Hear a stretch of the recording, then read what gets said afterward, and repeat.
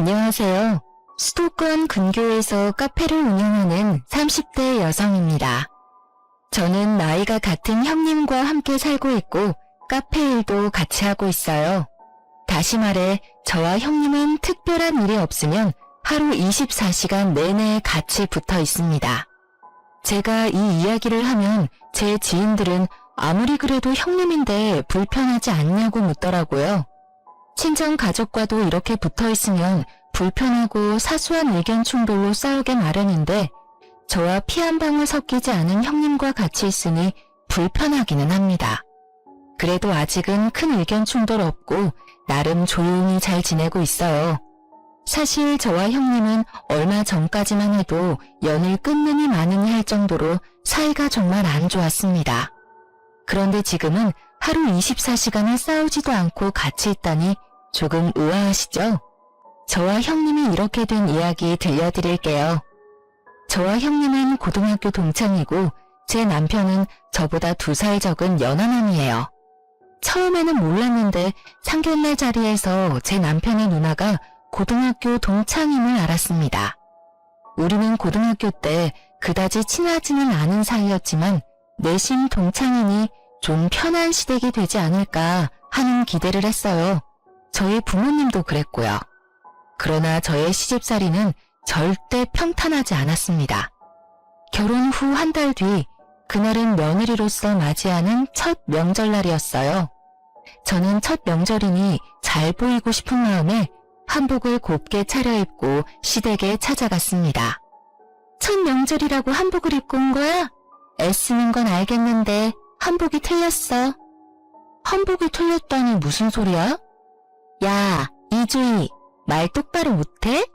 나랑 너랑 고등학교 때는 친구였어도 지금은 내가 너 형님이야.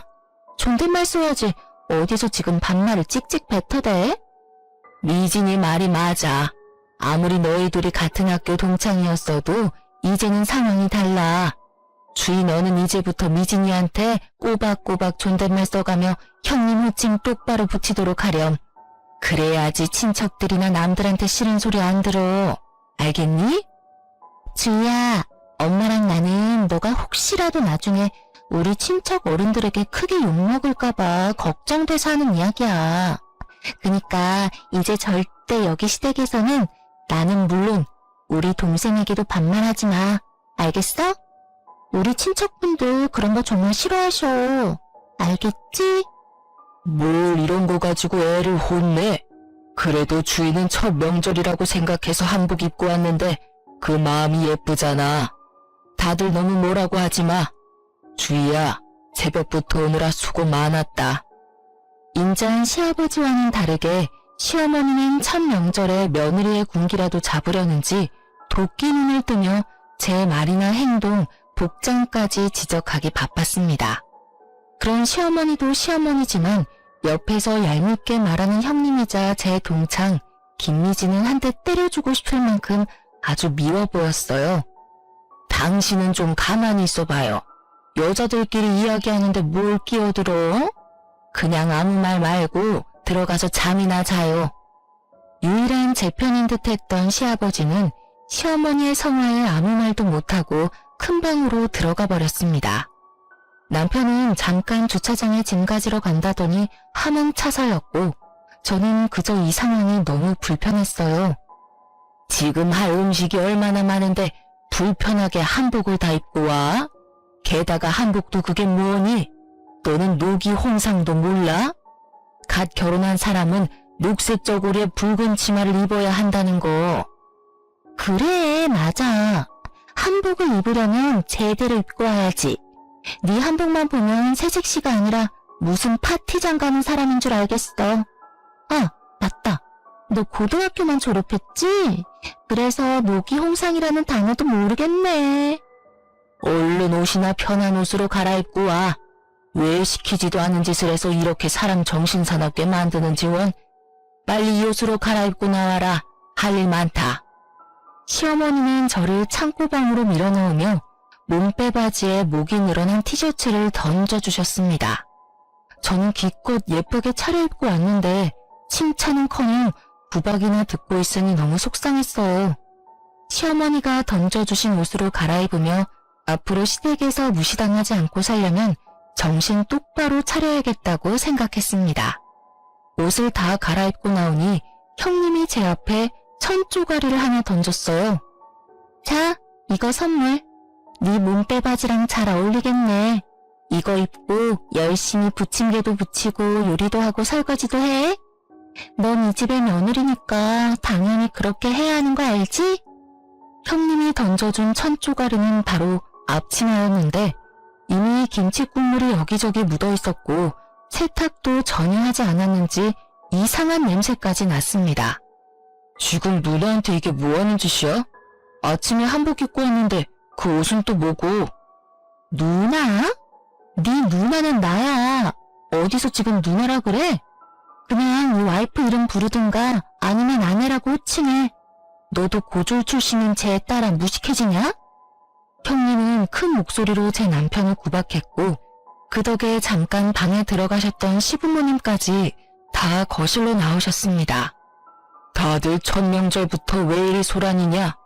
대체 미진이 너는 왜 주의를 그렇게 못 잡아먹어서 한달이야? 그게 아니라 미진이가 주희한테 시댁에 대한 예의를 알려주는 거지. 첫 명절에 그렇게 화려하게 꾸미고 오는 새댁이 세상 천지에 어딨어? 당신도 괜히 주의 편들지 말고 그냥 조용히 있어요. 평소처럼 가만히 있다가 부침개 다 되면 먹기나 하면 되지. 뭘 자꾸 평소답지 않게 왔다 갔다 하며 참변질이야? 영진이 너도 괜히 주희 옆에 붙어있을 생각 말고 너네 아버지랑 같이 방에 들어가 있어. 알겠어? 시어머니는 시아버지와 남편에게 방에 들어가서 쉬라고 한 뒤 저에게는 일거리를 잔뜩 던져주셨습니다. 제가 부쳐야 할 부침개의 종류가 무려 7가지나 되었고 잡채에 만두까지 빚어야 했어요. 이렇게 본격적으로 일을 할 동안 시어머니와 아가씨는 옆에서 아무것도 하지 않고 입으로만 시키기에 바빴습니다. 저는 첫 명절이라 어지간하면 조용히 보내고 오려고 했으나 시어머니와 아가씨는 정말 너무하더군요.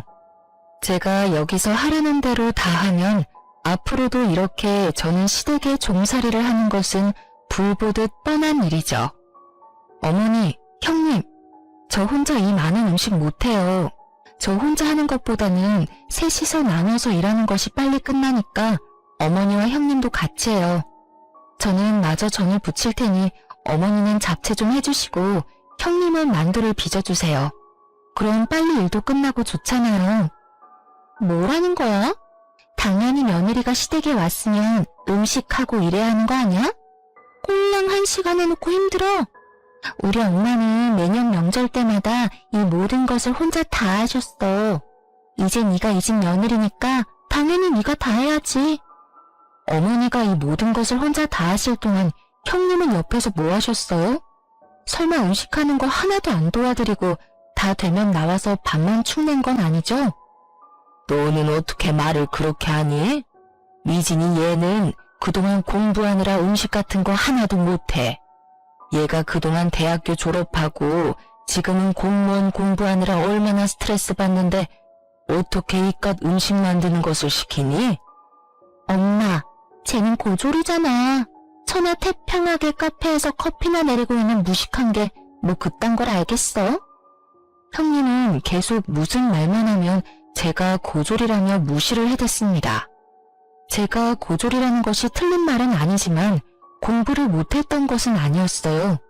사실 고등학교 때 저는 전교 1등을 도맡아서 했고 형님은 전교 2등이었습니다.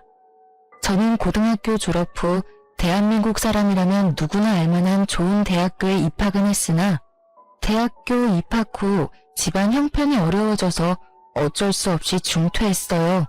그 뒤로 과외부터 시작해서 편의점, 음식점 등 불법적인 곳만 아니면 어디든 가서 아르바이트하며 돈을 모았습니다. 그러기를 2년 정도 지나니 적지 않은 돈이 모였고 그 돈으로 다시 대학교에 갈까 했으나 대학교보다는 제 사업을 시작해보는 것이 더 좋겠다는 생각이 들었어요.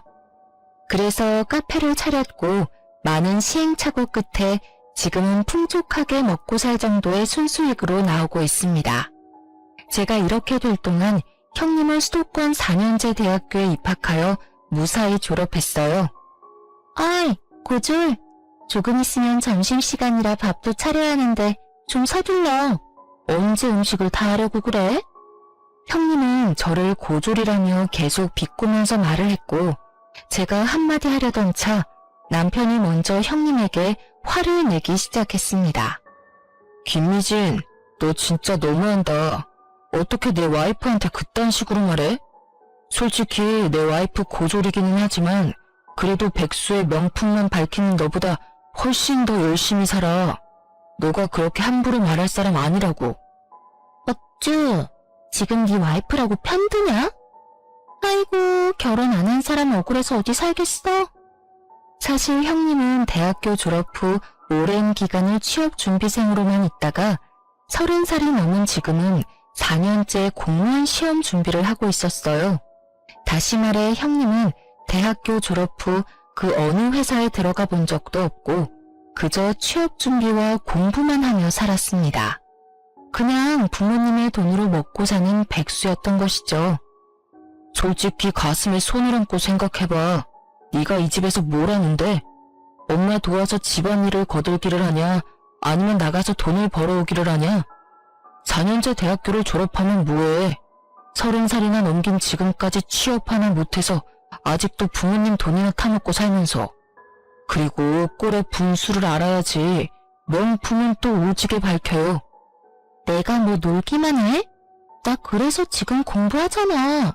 공무원 되려고 공부하고 있잖아. 내가 1년만 맘 잡고 하면 나 분명히 공무원 된다니까. 그리고 내가 명품을 사든 말든 네가 뭔 상관인데? 야, 그 명품들 다 네 돈으로 샀어? 내가 부모님께 드리는 용돈으로 산 거잖아. 아니야? 무슨 기생충도 아니고 사람이 염치가 있으면 나가서 아르바이트라도 좀 해. 지 손으로 돈도 한 푼 못 버는 주제에 어디서 지금 신우짓이야? 그리고 내 와이프 이렇게 생각 없이 사는 네가 함부로 무시할 사람 아니야. 다시는 내 와이프 무시하지 마. 형님과 남편의 다툼을 가만히 듣고만 계시던 시어머니는 남편의 등을 짝소리나게 때리셨습니다. 솔직히 저로서는 남편이 틀린 말을 한 것 같지는 않은데 시어머니의 행동이 조금 의아했어요. 김영진, 누나한테 대들어? 주희 너는 도대체 우리 아들을 어떻게 구워 삶았으면 누나한테 큰 소리니? 지금껏 단 한 번도 우리 아들, 딸 이렇게까지 싸운 적 없었다. 너와 결혼하기 전에는 애틋한 남매는 아니었어도 이렇게 싸우지는 않았다고. 제가 구워 삶다뇨. 저는 남편이 맞는 말을 한 것 같은데 왜 그리 저와 남편에게만 화를 내시는지 모르겠네요. 그럼 지금 영진이가 미진이한테 이렇게 대드는 게 맞는 행동이라고 생각하니? 아휴, 영진이 쟤는 꼭 자기같이 맹한 년을 데리고 왔구나. 어릴 때도 공부를 지지리도 못하더니 커서도 저렇게 지 고집만 부리고 다녀요. 아유, 속 터져. 사실 남편은 어릴 때 공부하는 것을 정말 싫어했고 성적도 중하위권이었습니다. 이 성적으로 대학교에 가봤자 돈과 시간 낭비라고 생각한 남편은 고등학교 졸업 후 각종 아르바이트를 하며 돈을 모았고 그러다 우연한 기회에 도배 자격증을 따게 되었어요. 어릴 때부터 일해온 탓에 지금은 경력도 꽤 많고 이 업계에 입소문도 나서 어지간한 대기업 연봉만큼은 받으며 일하고 있답니다. 저는 남편이 꽤 성공적인 삶을 살고 있다고 생각하지만 시어머니나 형님은 남편이 대학교도 가지 못하고 도배 일이나 한다며 여전히 무시를 당하고 있었어요. 대학교도 나오지 않은 주제에 뭘 안다고 집에서 큰 소리야? 너나 네 와이프나 둘 다 멍청한 건 똑같아. 미진이 말이 맞아. 내가 영진이 네가 아들이라고 얼마나 공들여서 키운 줄 알아? 그런데 너는 대학교도 못 나오고 한다는 일이 꼴랑 남의 집 도배해주는 거야? 그걸로 돈 벌어봤자 얼마나 번다고. 지금은 네 누나가 돈 못 벌지만 그래도 제가 마음 먹고 공부해서 공무원만 돼봐. 그러면 아주 너보다는 100배, 1000배는 돈 더 벌걸? 그놈의 대학교. 내가 대학교는 못 나왔지만 누나처럼 엄마한테 돈 달라고 한 적 있어? 누나처럼 자기 분수도 모르고 명품만 밝히면서 부모 등골 뽑아먹은 적 있냐고. 나 정말 고등학교 졸업 이후로 단 한 번도 엄마한테 10원 한 장 받은 적 없었고 오히려 내가 꼬박꼬박 용돈 보냈어. 그런데 그 잘난 대학교까지 나온 누나는 여전히 백수야. 여전히 엄마 등쳐먹고 살면서 명품이나 밝히는 철없는 백수라고. 세상 사람들에게 물어봐. 내가 더 나은지 아니면 누나가 더 나은지. 시어머니와 남편의 대화는 점점 더 격해졌고 그 이야기를 듣고 있는 저도 화가 많이 났습니다.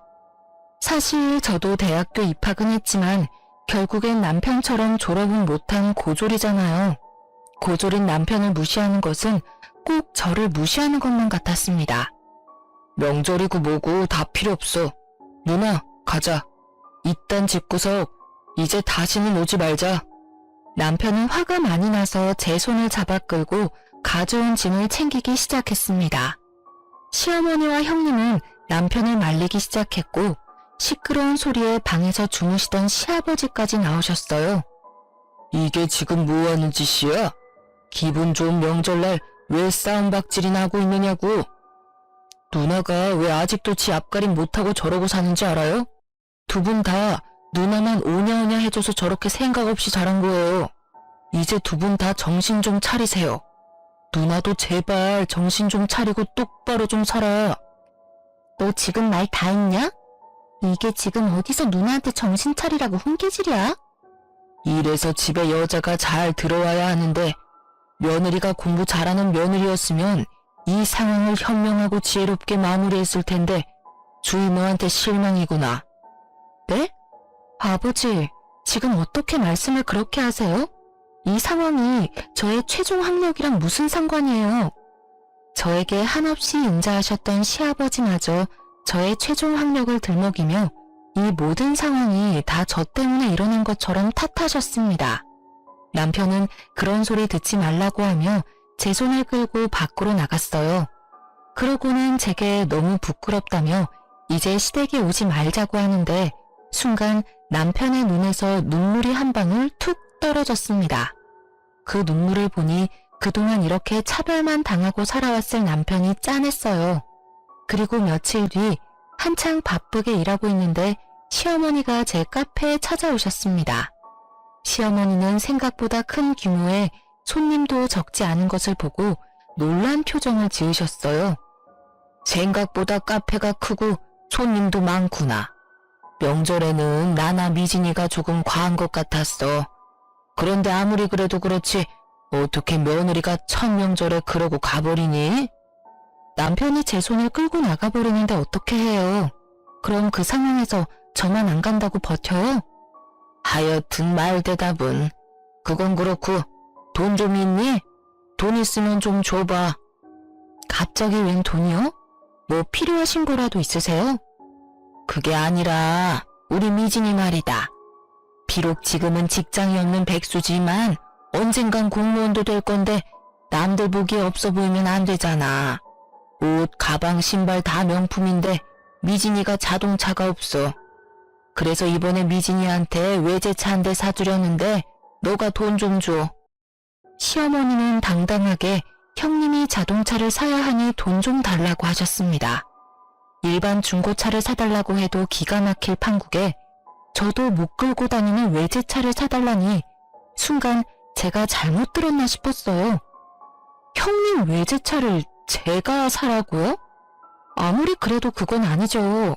제가 뭐 엄청난 갑부도 아니고 무슨 수로 외제차를 사요? 아니긴 뭐가 아니니?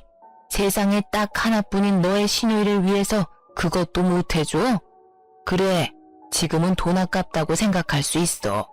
그런데 우리 미진이가 이악 물고 공부해서 공무원만 돼봐. 그럼 설마 외제차 사준 너를 모른 척 하겠어? 외제차가 한두 푼도 아니고 어떻게 쉽게 사줘요.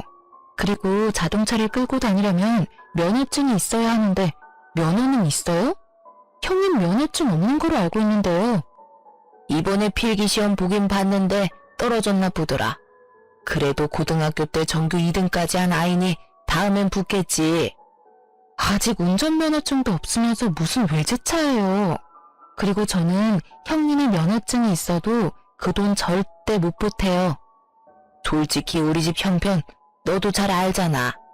우리 집에서 미진이한테 그래도 외제차 사줄 능력 되는 사람 너랑 영진이 뿐이야. 무조건 안 된다고만 하지 말고 좀 긍정적으로 생각해봐. 사람이 어쩜 그렇게 비관적이야? 대학을 안 다녀서 그런가? 아무튼 너가 돈 보태주는 걸로 알고 난 이만 가보마. 사실 시댁은 형편이 넉넉하지가 않았습니다. 시아버지는 중소기업에서 이사님 직급으로 계시고 시어머니는 결혼 후 평생을 전업주부로만 사셨어요.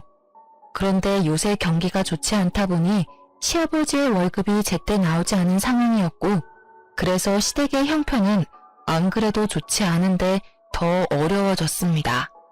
저와 남편은 그나마 잘 벌어서 조금씩 생활비를 보태주고는 있으나 아무리 그래도 형님 외제차를 사달라고 하시는 어머니의 말씀은 도무지 제 상식으로는 이해가 가지 않았어요. 그렇게 시어머니는 제 속을 뒤집어 놓고 나가셨고 저는 생각할수록 어이가 없어서 그저 냉수만 들이켜고 있었습니다. 그러고 있는데 카페에 제 고등학교 동창인 수진이와 민희가 놀러왔어요. 이 친구들은 둘 다 결혼해서 어린 아이들을 키우며 살고 있고 한 달에 한 번꼴로 제 카페에 찾아와 꼬박꼬박 매상을 올려주고 있습니다. 친구인이 돈을 받지 않겠다고 해도 이런 돈은 반드시 다 받아야 한다며 기어이 1원 한 푼도 빼놓지 않고 다 계산하고 가는 고마운 친구들이랍니다. 저는 마침 손님이 없어서 수진이와 민희와 함께 수다를 떨다가 명절 이야기가 나왔어요. 주인은 이번 첫 명절 어땠어? 미진이가 잘해줘? 말도 마. 아주 말끝마다 고졸이라면 나를 무시하는데 화가 너무 나더라. 걔가 널 무시해? 하긴 걔가 고등학교 때 전교 2등이어서 전교 1등인 너를 무지 싫어했잖아. 그래서 신우짓이라도 하고 싶었나 보네. 그런데 걔는 뭐하고 살아? 결혼은 했어? 아니면 회사 다니나? 대학교 졸업하고 지금까지 취업 못하고 부모님께 용돈 받아서 생활하고 있어. 당연히 결혼도 못했고. 지금은 공무원 시험 준비한답시고 놀고 있는 것 같더라. 보니까 부모님께 돈 받아서 명품만 엄청 사나 봐. 나이 30 먹고도 부모님께 용돈 받는 사람이 있다니 여러모로 대단하네. 시어머니는 어떠셔? 시어머니도 완전히 김미진 편이지. 사실 조금 전에 시어머니 왔다 가셨는데 나한테 세상에 딱 하나뿐인 신우의 외제차를 사달란다.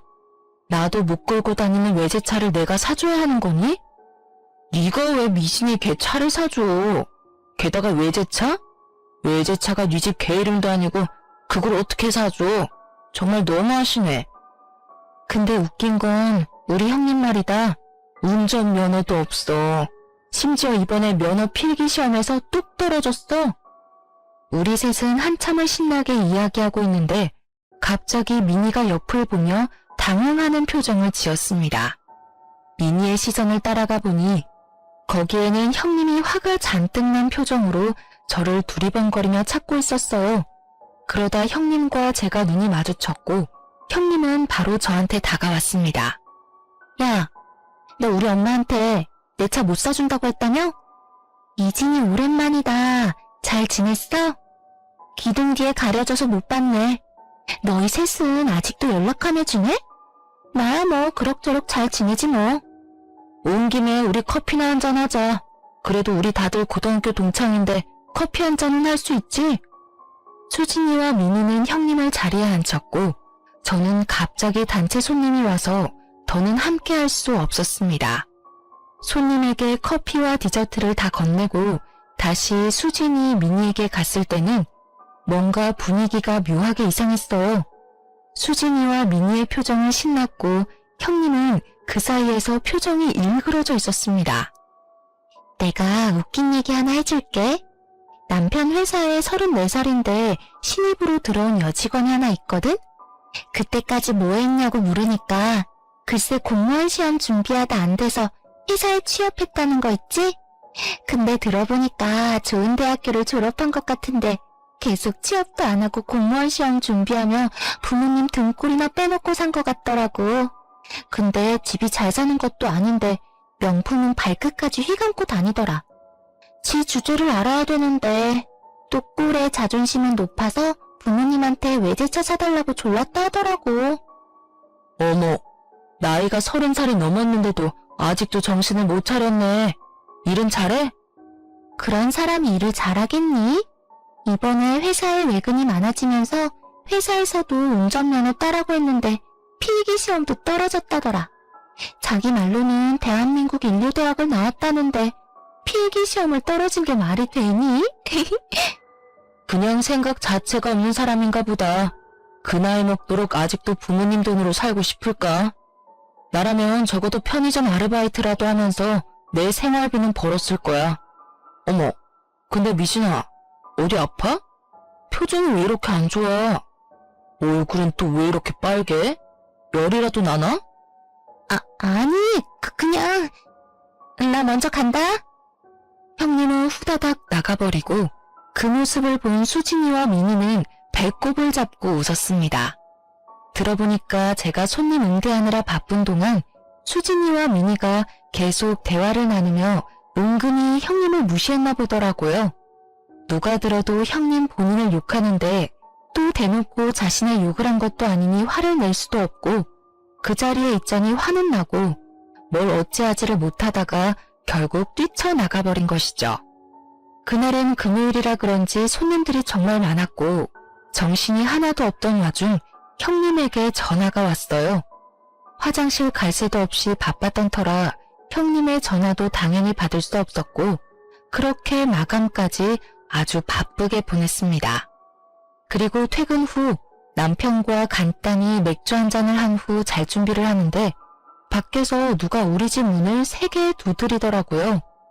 문을 열어보니 형님이었는데 술을 얼마나 먹었는지 제정신이 아니었습니다.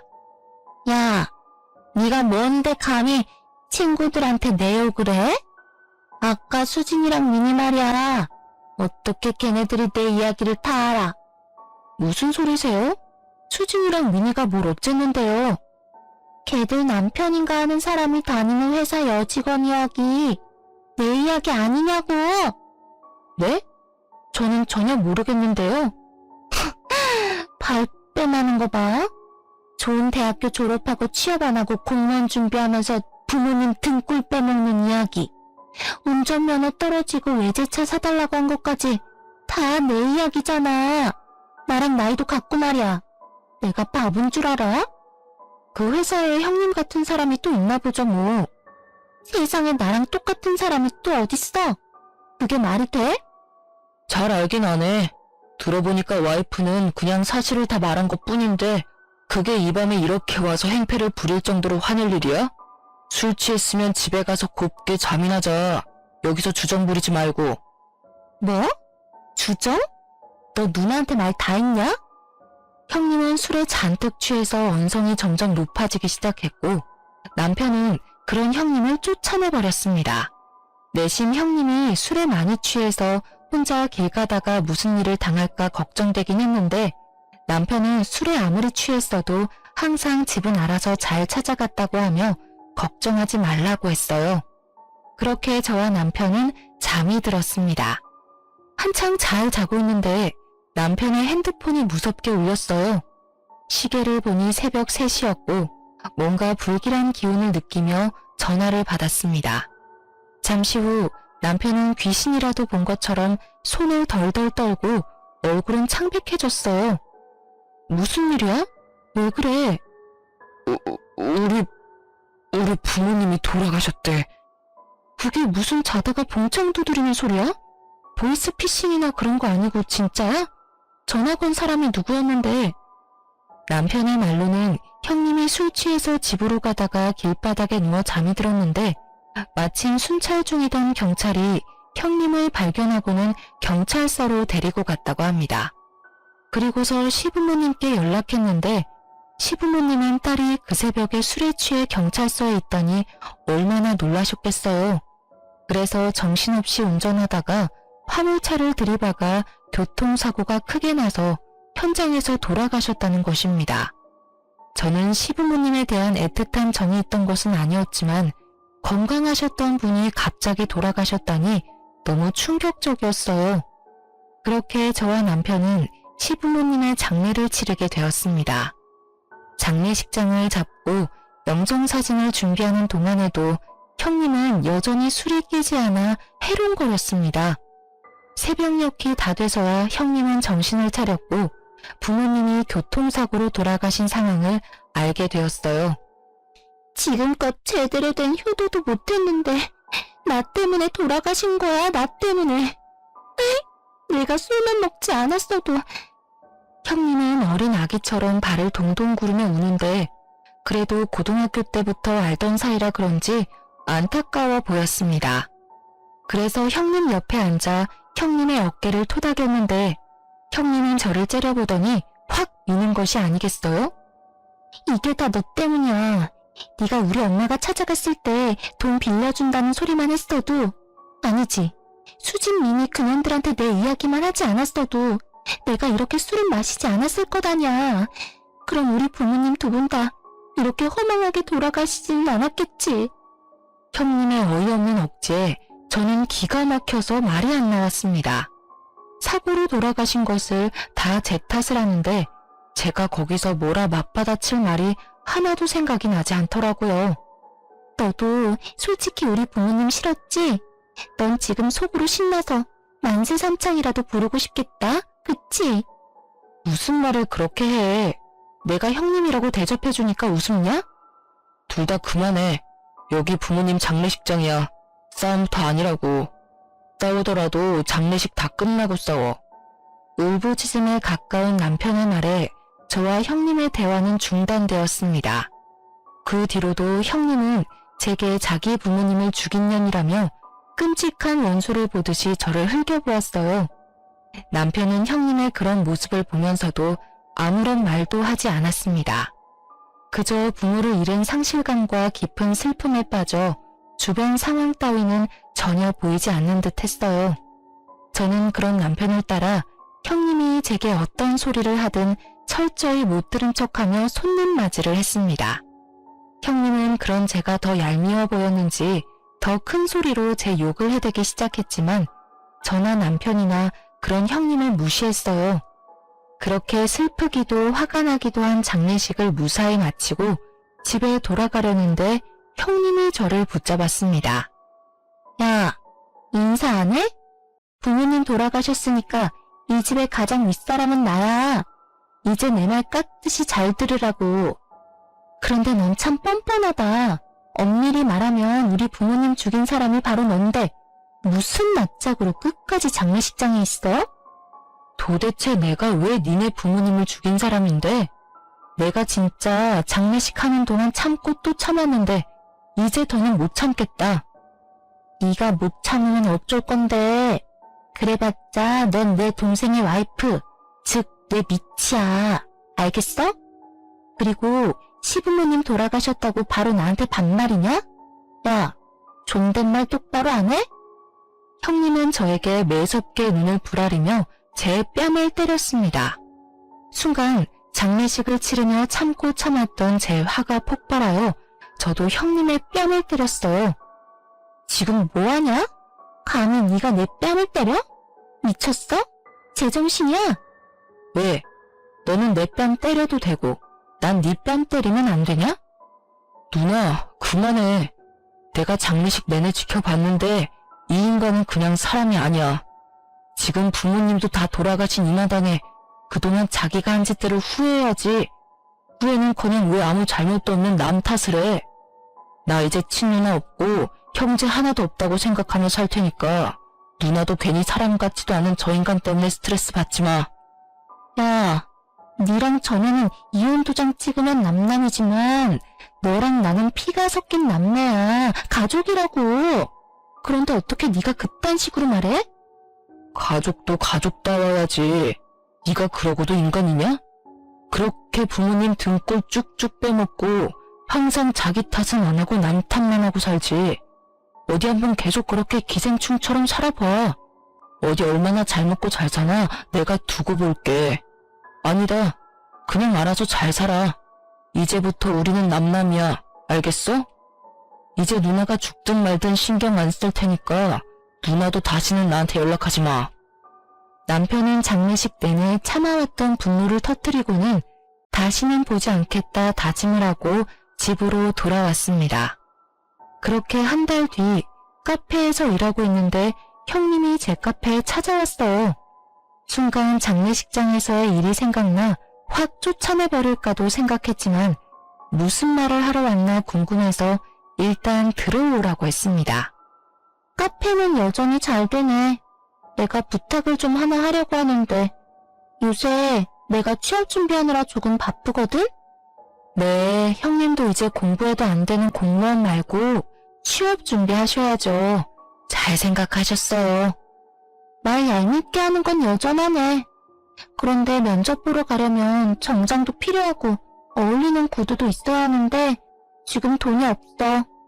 사실 부모님이 주신 돈 다 써버렸거든. 부모님이 뭐 보험에 들어놨던 것도 아니고 말이야. 설마 그래서 제게 돈을 달라고 오신 건 아니죠? 나도 양심이 있고 염치가 있어. 날 뭘로 보고. 그냥 내가 정식으로 취업하기 전까지만 여기 카페에서 일하게 해줘. 상황을 보아하니 항상 돈을 주시던 시부모님이 돌아가시니 형님은 경제적으로 힘들었고 그래서 제게 도움을 요청하러 온 것 같았습니다. 그런데 형님의 표정은 여전히 당당했고 기고만장했어요. 형님, 그런데 저는 지금 있는 직원으로도 충분해서 더는 사람을 고용할 계획이 없는데요. 뭐 정 급하시면 최저 시급 받으며 설거지나 주방 청소는 어때요? 그거라도 하실 수 있겠어요? 뭐? 설거지나 주방 청소? 날 뭘로 보고 그런 일을 시켜? 내가 이 나이 먹고 그런 일을 어떻게 해? 나 이래봬도 대한민국 국민이라면 다 아는 대학교 나온 여자야. 난 최저 시급 받으면서 그런 일 못해. 못하시겠으면 가서 다른 일 알아보시던가요. 저는 굳이 사람이 필요하지 않아요. 형님은 씩씩대면서 카페를 나갔고 저는 그러든 말든 신경 쓰지 않았습니다. 그런데 다음날 형님이 다시 카페에 찾아왔습니다. 어제도 오셨는데 오늘은 또 무슨 일이세요? 어제 네가 그랬지? 설거지에 주방 청소 아르바이트 시켜줄 수 있다고. 뭐 여기서 돈 벌어봤자 코딱지만큼이겠지만 그래도 한번 그 일이라도 해볼게. 요새 경기가 어려워져서 그런가 아르바이트 자리가 어쩜 이렇게 하나도 없는지. 당분간 그 일이나 좀 하지 뭐. 그래도 되지? 형님은 어제 계속 아르바이트를 구하려 했지만 생각보다 쉽지 않았는지 다시 제 카페에 찾아와 일을 해보겠다고 했습니다. 솔직히 형님이 못 믿어왔지만 그래도 고등학교 때부터 알던 사이였기에 속는 셈 치고 한번 일을 맡겨보기로 했어요. 그렇게 2시간이나 지났으려나요? 손님들은 밀어닥치는데 컵이며 접시가 하나도 없는 것입니다. 혹시나 하는 마음에 주방에 가보니 설거지를 하고 있어야 할 형님이 보이지 않았어요. 화장실에도 매장에도 그 어디에도 보이지 않아 형님에게 전화를 걸었습니다. 야, 나 몸살 난 것 같아. 설거지 못하겠어. 몸살? 고작 2시간 일하고 몸살? 하긴 나이 34살 먹도록 아르바이트 한번 제대로 해보지 않은 네가 뭘 할 수 있겠니? 솔직히 형님이 일을 잘할 것이라고는 애초에 기대도 하지 않았지만 그래도 저는 하루는 버틸 줄 알았습니다. 그런데 하루는커녕 고작 2시간 하고 도망을 갔다니 좀 어이가 없었어요. 고작 2시간이라니 내 생에 그렇게 힘든 일은 처음이다. 그리고 말이야 설거지하면서 생각해보니까 내가 이래봬도 대한민국에서 알아주는 4년제 대학교 나온 여자잖아. 그런 내가 고작 최저시급 받으면서 설거지나 한다는 게 어디 말이 되니? 그래서 내가 관둔 거야. 내가 때려치운 거라고. 야, 내가 정말 너 고등학교 동창이기도 하고 너보다 사회생활을 더 많이 한 사람으로서 충고 한마디 하는데 인생 그따위로 살지 마. 야, 꼰대냐? 그깟 아르바이트 좀 더 많이 해봤다고 어디서 나를 가르치려 그래? 내가 너보다 더 윗사람인 거 잊었어? 윗사람이면 윗사람처럼 행동해, 김미진. 이제 이 세상에 너의 어리광 받아주고 너가 필요할 때마다 돈 주시던 너의 부모님 안 계셔. 이 세상에 너를 쉽게 받아줄 사람 아무도 없다고.